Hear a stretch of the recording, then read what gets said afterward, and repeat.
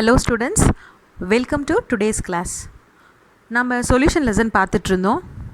So அதில் இன்றைக்கி நம்ம பார்க்க போகிறது mass percentage, volume percentage.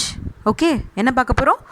Mass percentage and volume percentage. Okay, so mass percentage அப்படிங்கிற டெஃபினேஷனுக்கு போகிறதுக்கு முன்னாடி நான் எப்போவுமே சொல்கிற மாதிரி அந்த ஃபார்முலாவை நீங்கள் ஃபஸ்ட்டு புரிஞ்சிட்டிங்கன்னா நீங்கள் டெஃபினேஷன் நீங்கள் ஓனாக எழுதிடலாம். ஓகே, ஸோ மாஸ் பர்சன்டேஜ்னால் என்ன அப்படின்னு பார்த்தீங்கன்னா, mass of solute by mass of solution.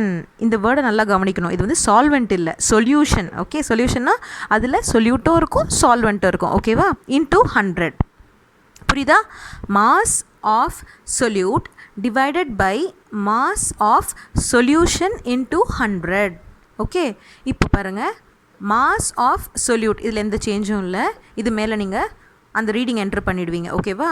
இங்கே கீழே mass of solute plus mass of solvent. ஏன்னா சொல்யூஷனில் என்ன இருக்குது? சொல்யூட்டும் சால்வெண்ட்டும் இருக்குது. ஓகேவா? ஸோ மாஸ் ஆஃப் த சொல்யூஷனை என்னது? Mass of solute plus mass of solvent. ஓகேவா?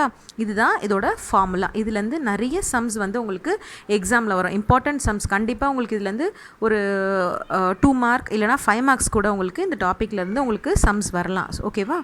ஸோ இப்போ பாருங்கள், இதோட டெஃபினேஷன் நான் என்ன அப்படின்னு உங்களுக்கு சொல்லித்தரேன். Okay, mass percentage of solution is defined as the percentage. 100 என்னன்னு சொல்லுவோம் நம்ம? percentage அப்படின்னு சொல்லுவோம். Okay, so it is define as the percentage of mass of solute present in solution. அவ்வளோதான். இந்த ஃபார்முலாவை வச்சே நீங்கள் டெஃபினேஷன் எழுதிடலாம். What is mass percentage? Mass percentage of a solution is defined as percentage of mass of solute present in solution. ஓகேங்களா? அவ்வளோதான். இதுக்கு example வந்து 5% சுகர் சொல்யூஷன். ஓகே, இங்கே வாங்க, வால்யூம் பர்சன்டேஜ். நீங்கள் மாஸ் பர்சன்டேஜ் நீங்கள் அண்டர்ஸ்டாண்ட் பண்ணிட்டீங்கன்னா இது ரொம்ப உங்களுக்கு ஈஸியாக உங்களுக்கு புரிஞ்சிடும். ஓகேவா?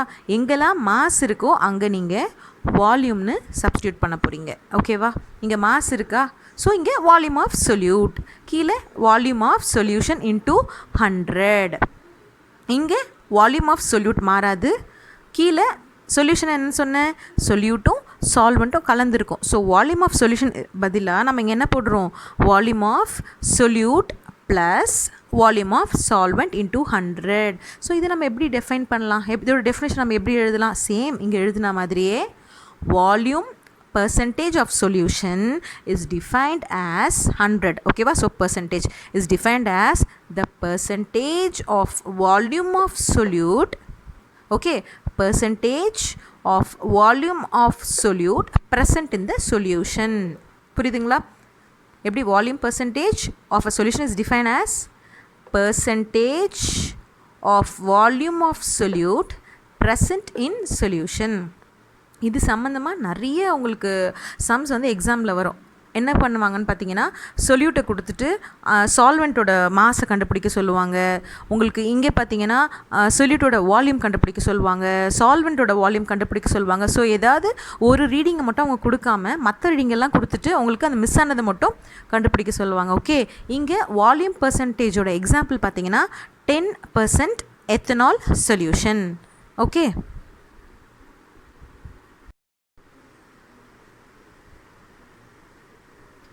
ஸ்டூடெண்ட்ஸ், மாஸ் பர்சன்டேஜ் அதோட எக்ஸாம்பிள் வந்து நான் 5% ஆஃப் சுகர் சொல்யூஷன் அப்படின்னு நான் சொல்லியிருந்தேன். ஓகேவா? இப்போது நிறைய ஸ்டூடெண்ட்ஸ் பார்த்தீங்கன்னா இப்போ 10th இந்த கேல்குலேஷன் வரும், 12th வரும். பட் என்ன பண்ணுவாங்கன்னு பார்த்தீங்கன்னா, அது என்ன இந்த 5%னால் என்ன அப்படின்ட்டு தெரிஞ்சுக்காமல் 5% ஆஃப் சுகர் சொல்யூஷன் அப்படின்னு சொல்லிட்டு ஒரு மெமரைஸ் பண்ணிகிட்டே போயிடுவாங்க. ஓகேவா? ஸோ சின்ன சின்ன விஷயமெல்லாம் வந்து மிஸ் பண்ணக்கூடாது. அதெல்லாம் என்ன அப்படின்னு நீங்கள் கற்றுக்கணும். ஓகேவா? ஸோ 5% சுகர் சொல்யூஷன் அப்படின்னு கொடுத்துருக்காங்க. இப்போ பர்சன்டேஜ்னால என்ன அர்த்தம்? 100 அப்படின்னு அர்த்தம். ஓகேவா? இப்போது இங்கே பாருங்கள், ஒரு கிளாஸ் எடுத்திருக்கேன். மொத்தம் 100 ml நான் கொண்டு வரணும். இந்த மொத்த சொல்யூஷன் ஆட் பண்ணி இதை வந்து நான் 100 mlக்கு நான் கொண்டு வரணும். 5% தான் சுகர் அவங்க சொல்லியிருக்காங்க. அப்போது இதில் நான் வெறும் 5 பர்சன்ட், தட் இஸ் 5%னா நம்ம வந்து சுகர் வந்து 5 கிராம்ஸ் ஆட் பண்ணணும்னு அர்த்தம். ஓகேங்களா? அப்போ 5 கிராம்ஸ் ஆட் பண்ணணும். இது மொத்தம் 100 கொண்டு வரணும். ஸோ இங்கே 5 தான் இருக்குது.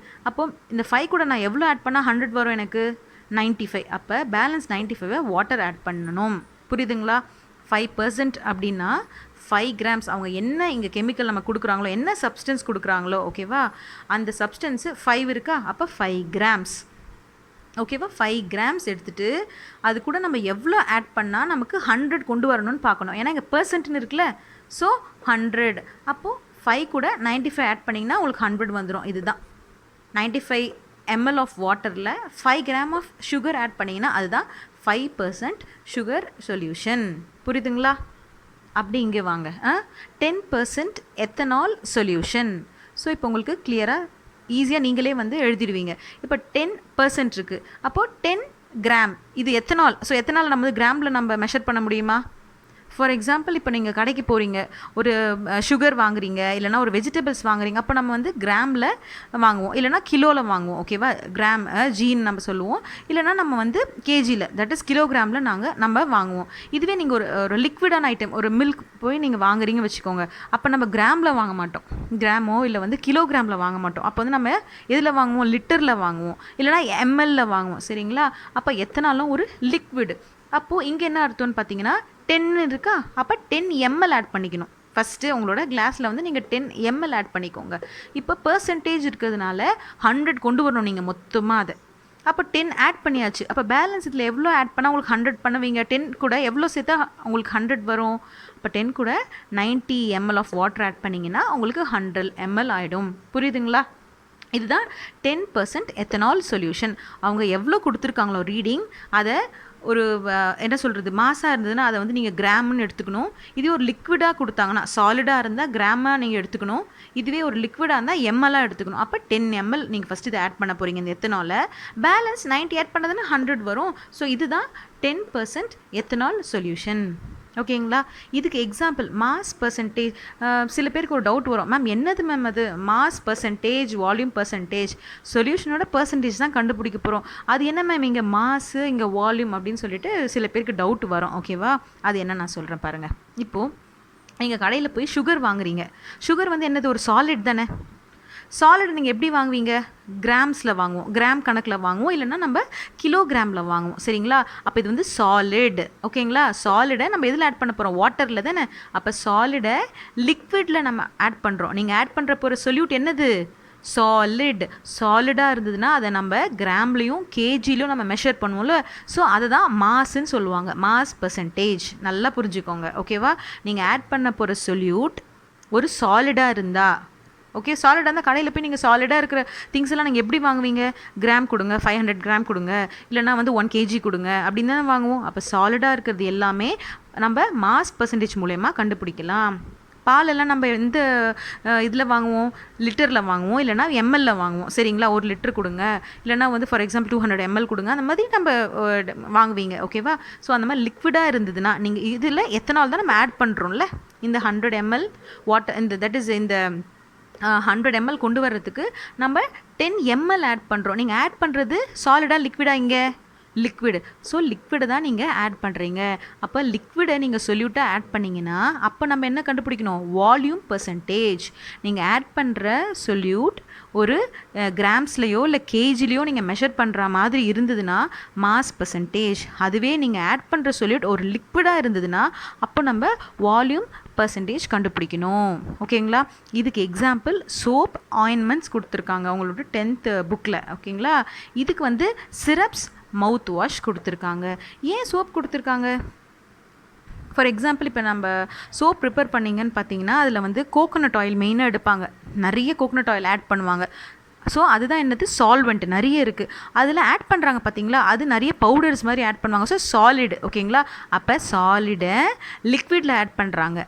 அதனால தான் மாஸ் பர்சன்டேஜோட எக்ஸாம்பிளாக சோப்பை கொடுத்துருக்காங்க. ஆயின்மெண்ட்லேயும் நிறைய லிக்விட் மாதிரி இருக்கும், அதில் ஏதோ ஒரு சாலிட் ஆட் பண்ணியிருப்பாங்க. அப்போ நிறைய லிக்விட் இருக்குது, அதில் ஆட் பண்ணது என்னது? சாலிடு தானே அவங்க ஆட் பண்ணியிருக்காங்க. அதனால சோப், ஆயின்மெண்ட்டெல்லாம் மாஸ் பர்சன்டேஜ் மூலயமா தான் நம்ம கண்டுபிடிக்கணும். இதுதான் எக்ஸாம்பிள் நமக்கு நம்மளை சுற்றி இருக்கிற விஷயங்கள்லேருந்து எடுத்து உங்களுக்கு கொடுத்துருக்காங்க 10th சோப் ஆயின்மெண்ட்ஸ். இதை நம்ம யூஸ் பண்ணுற சிரப்ஸ், மவுத் வாஷ்லாம் இருக்குது பார்த்தீங்களா, அது ஃபுல்லாக லிக்விடாக தான் இருக்கும். அதில் ஆட் பண்ணியிருக்க கெமிக்கல்ஸும் வந்து உங்களுக்கு லிக்விடாக தான் இருக்கும். லிக்விட் இன் லிக்விட், ஓகேங்களா. அதனால தான் வந்து இது வால்யூம் பர்சன்டேஜ் மூலமாக நம்ம கண்டுபிடிக்கலாம். ஸோ இதுக்கு எக்ஸாம்பிள் வந்து சிரப், மவுத் வாஷ் கொடுத்துருக்காங்க. ஸோ மாஸ் பர்சன்டேஜை நீங்கள் எப்படி எக்ஸ்ப்ரெஸ் பண்ணலாம் அப்படின்னு பார்த்தீங்கன்னா வெயிட் பர் வெயிட் அப்படின்னு போடுவாங்க. வெயிட் பை வெயிட் அப்படின்னு W/W அப்படின்னு கொடுப்பாங்க. இதுவே வால்யூம் பர்சன்டேஜை நீங்கள் எப்படி எக்ஸ்ப்ரெஸ் பண்ணலாம் அப்படின்னு பார்த்தீங்கன்னா நீங்கள் ஆட் பண்ணுறதும் லிக்விட், எதில் நீங்கள் ஆட் பண்ண போகிறீங்களோ அதுவும் liquid. So volume by volume. புரியுதுங்களா? இதுதான் mass percentage and volume percentage.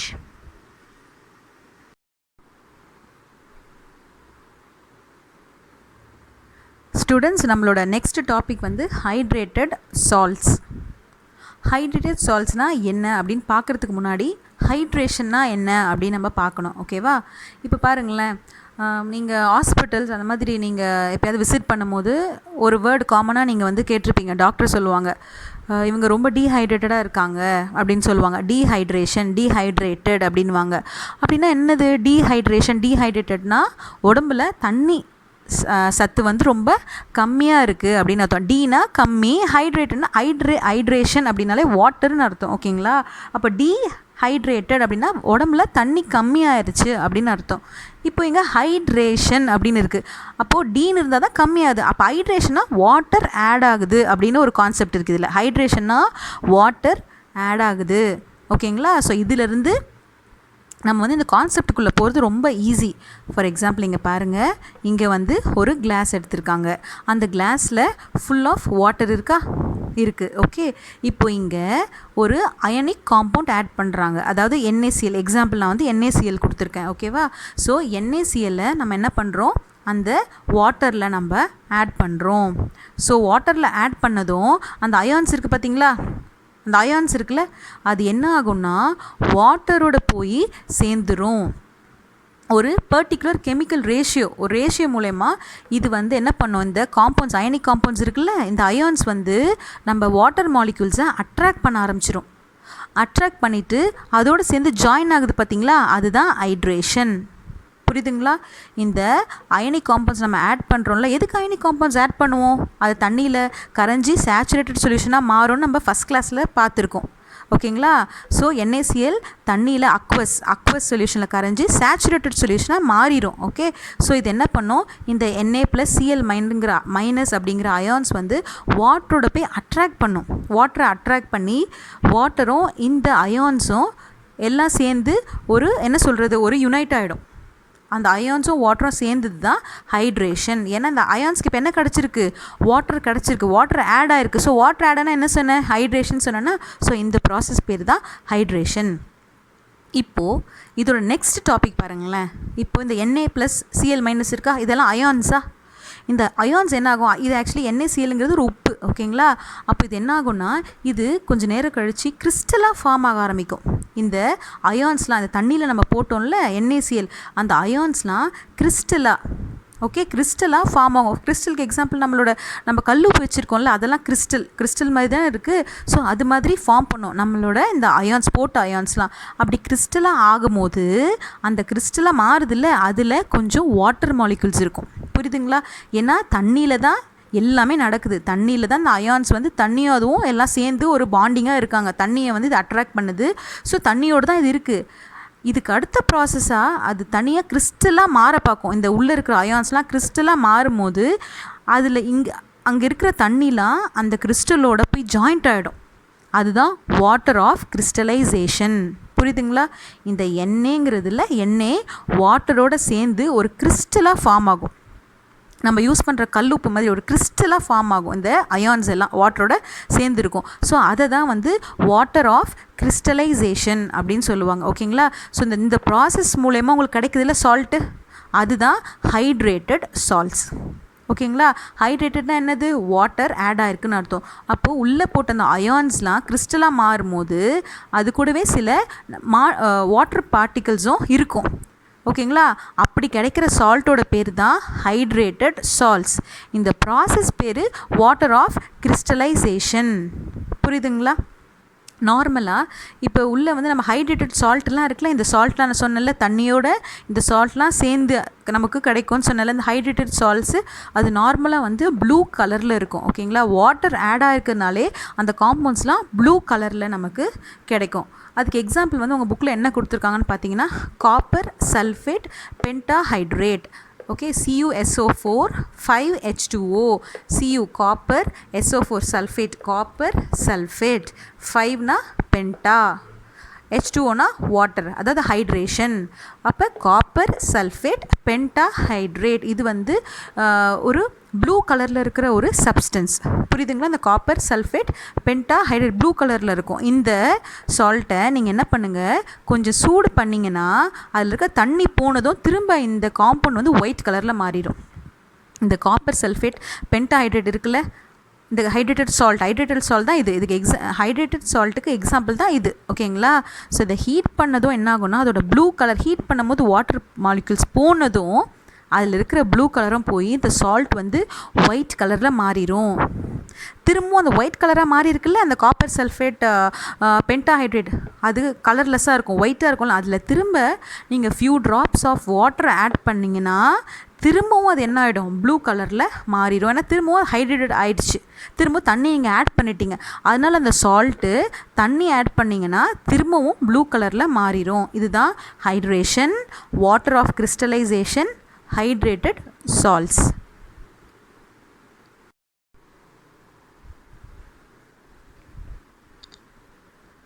Students, hydrated சால்ட்டுக்கு வந்து நான் எக்ஸாம்பிள் வந்து உங்களுக்கு CuSO4 5H2O நான் உங்களுக்கு சொல்லியிருந்தேன். காப்பர் சல்ஃபேட் 5 பென்டாஹைட்ரேட் அப்படின்னு நான் உங்களுக்கு சொல்லியிருந்தேன். ஓகேங்களா, இதுலேருந்து வந்து ஒரு இம்பார்ட்டண்ட்டான ஒரு 2 மார்க் கொஷின் உங்களுக்கு வரும். ஸோ அதனால தான் இதை வந்து நான் டீட்டெயிலாக உங்களுக்கு நான் சொல்லலாம் அப்படின்னு இருக்கேன். இங்கே பாருங்கள், ஸோ காப்பர் சல்ஃபேட் 5 பென்டாஹைட்ரேட் இருக்கா.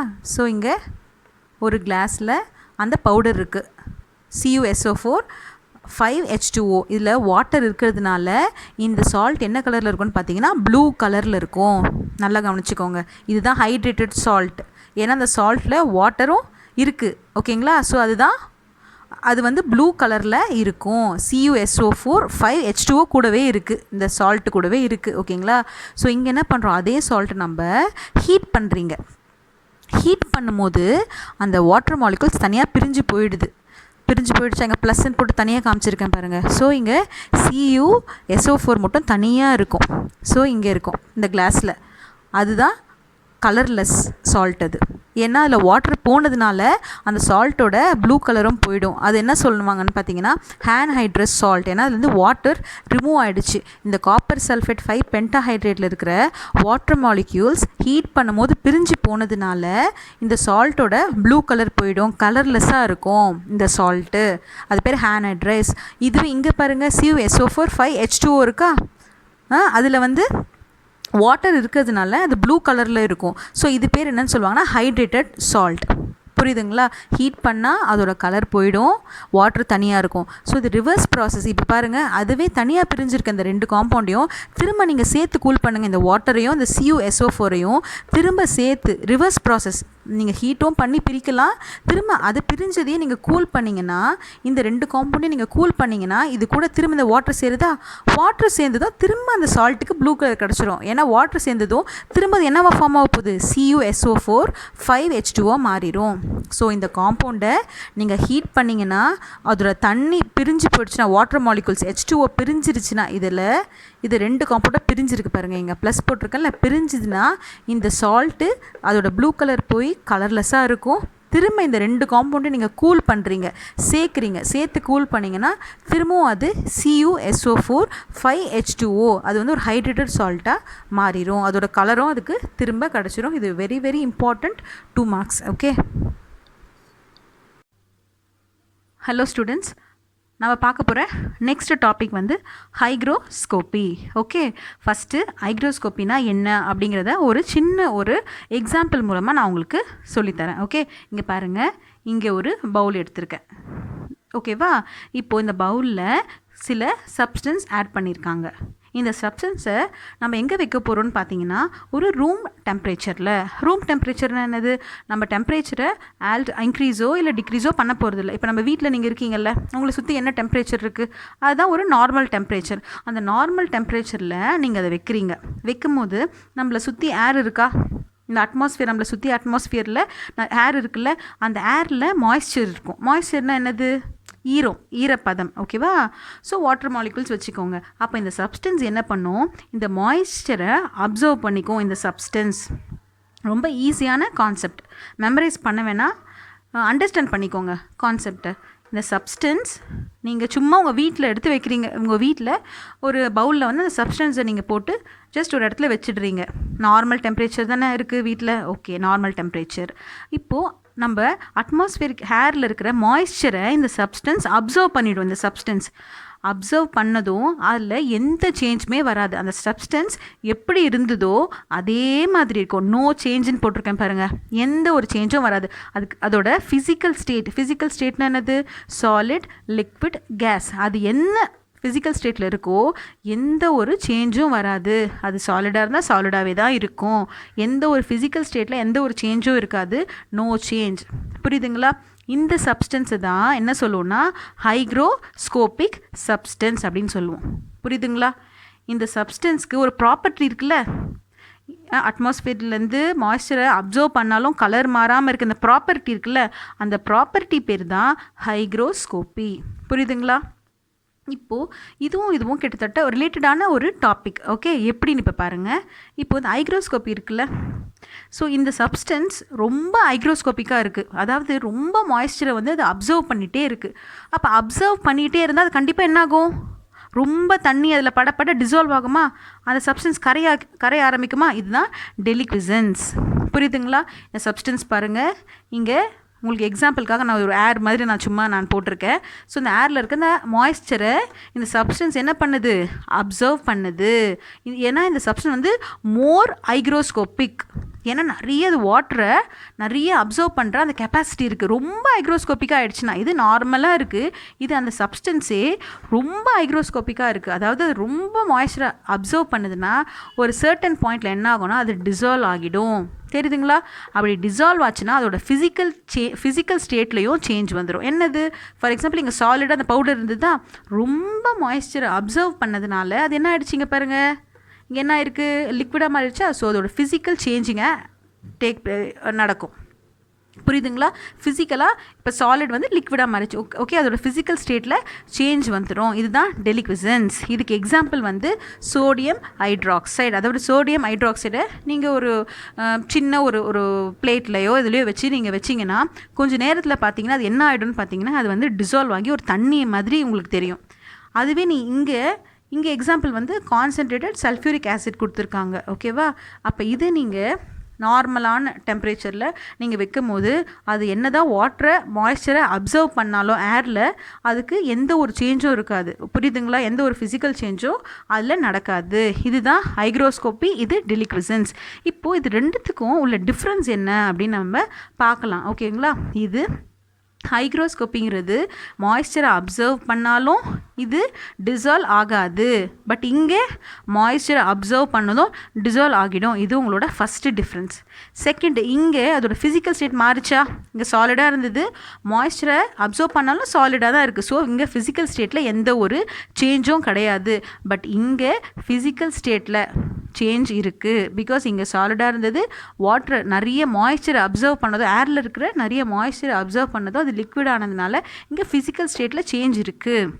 தேர்ட், இந்த ஹைக்ரோஸ்கோபிக் சப்ஸ்டன்ஸ் இருக்குது பார்த்தீங்களா, அது எப்பவுமே ஒரு பவுடர் மாதிரி இருக்கும். ஓகே, அதனால் அது பேர் வந்து அமார்ஃபஸ் அப்படின்னு சொல்லுவாங்க. ஓகே, அது இங்கே இந்த டெலிக்விசன்ஸ் சப்ஸ்டன்ஸ் இருக்குல்ல, அது வந்து எப்பவுமே ஒரு கிறிஸ்டல் மாதிரி இருக்கும், கிறிஸ்டலைஸ்டு சால்ட் மாதிரி இருக்கும். ஸோ இது இந்த 3 தான் வந்து இது ரெண்டுத்தோட டிஃப்ரென்ஸ். ஸோ இன்றைக்கி கிளாஸை நான் வைண்ட் அப் பண்ணிக்கிறேன். இந்த லாஸ்ட் 2 டாப்பிக்கோட சொல்யூஷன் லெசன் வந்து நான் ஃபினிஷ் பண்ணிட்டேன். புதுசாக பார்க்குறவங்க வந்து 4th வீடியோலேருந்து 5th வீடியோலேருந்து ஸ்டார்ட் பண்ணாதீங்க பார்க்க. ஃபஸ்ட்டு வீடியோலேருந்து பார்த்தீங்கன்னா தான் உங்களுக்கு ஒரு கிளியரான ஒரு ஐடியா கிடைக்கும் சொல்யூஷன் லெசன் பற்றி. இது வந்து ஒரு ஸ்டோரி எப்படி நீங்கள் ஒரு பாதிலேருந்து படிச்சிங்கன்னா உங்களுக்கு புரியுமா? புரியாது இல்லை? அதே மாதிரி தான் இந்த சொல்யூஷன் லெசன் ஃபஸ்ட்டு வீடியோலேருந்து 5th வீடியோ வரைக்கும் நீங்கள் பார்த்தீங்கன்னா உங்களுக்கு ரொம்ப ஈஸியாக இருக்கும் உங்களுக்கு அண்டர்ஸ்டாண்ட் பண்ணிக்க. அது மட்டும் இல்லாமல் என்னோடய ஒரு சின்ன அட்வைஸ் என்னென்னா, எந்த ஸ்டூடெண்ட்ஸும் வந்து எந்த ஒரு கான்செப்டையும் வந்து நீங்கள் மெமரைஸ் பண்ணக்கூடாது. ஏன்னா மெமரைஸ் பண்ணிங்கன்னா உங்கள் மார்க்ஸ் மட்டும்தான் இன்க்ரீஸ் ஆக போகுது எக்ஸாமில். ஓகே, உங்கள் நாலேஜ் இன்க்ரீஸ் ஆகாது. ஸோ எல்லா கான்செப்டையும் நல்லா கிளியராக அண்டர்ஸ்டாண்ட் பண்ணி படிங்க. உங்கள் நாலேஜை நீங்கள் வந்து இம்ப்ரூவ் பண்ணிக்கணும். ஏன்னா நாலேஜ் தான் உங்கள் கூட நம்ம லைஃப் ஃபுல்லாக நம்ம கூட ட்ராவல் ஆக போகிறது. ஸோ எல்லா ஸ்டூடெண்ட்ஸ்க்கும் குட் லக். சொல்யூஷன் லெசன் கிளியராக இருக்குது. ஸோ யார் யாருக்கு உங்களுக்கு தேவையோ இந்த லெசனை நீங்கள் வந்து திரும்ப திரும்ப போட்டு பார்த்து கிளியராக நீங்கள் படிச்சுக்கோங்க. Thank you students.